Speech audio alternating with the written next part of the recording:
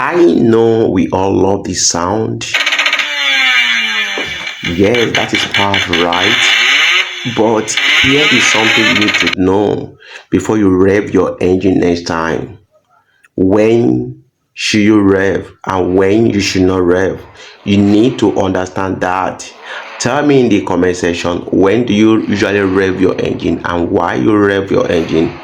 Tell me in the comment section. I will tell you 5 common mistakes that people are making when they rev their engine. These are the mistake. Number one is that the cold start mistake. When you rev your engine after a cold start, that is a big mistake. You don't do that. Do you know why? Let me tell you. When you start after a cold start, remember your engine oil is still thick and it's not fully circulate around the engine. That means your crankshaft, your piston, your bearing are still rubbing against each other with minimal lubrication. So when you rev at that point, what do you think it will happen? You are inviting friction and you are gradually killing your engine. So rather than that, allow after a cold start, allow your engine to idle for 30 to 60 seconds so that there is going to be full circulation of oil around your engine before you can rev. One. What is number two? Number two is that you don't rev in park or in neutral. It surprises me when I see people rev their engine when their engine is in park or in neutral. Why is it wrong? You need to know that when your engine is in park, which is P, or in neutral, which is N, it means there is no load, there is no resistance. So when you rev at that point, it is unsafe because your RPM can just push right, can push to the red line, especially in older engines or in diesel engine, and that can also create quick oil pressure spikes, and that is going to stress your seal, your oil seal or your gasket. They could not be able to handle the spike of oil pressure, and that can cause leakage. So you can only rev when you are in park or neutral, when you are trying to diagnose or you are tuning. So it's either you are diagnosing or you are tuning before you can rev on park or in neutral.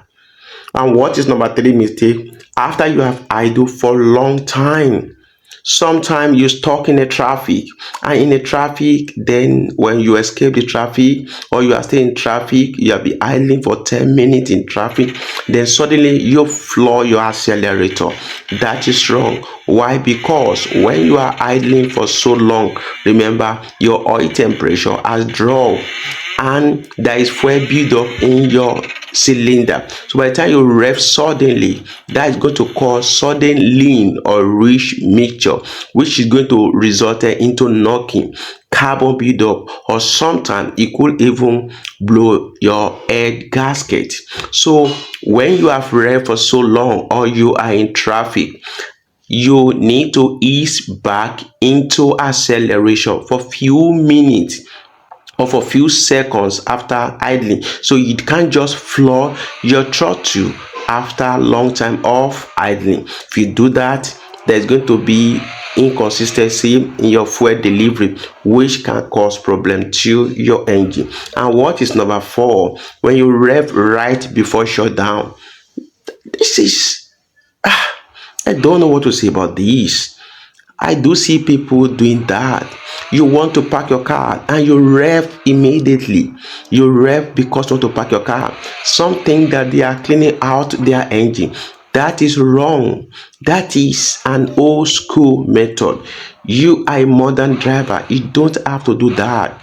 Do you know what you are doing? You are simply inviting, when you rev your engine, what happens? You are telling your engine to produce more fuel, and immediately you shut down the same engine.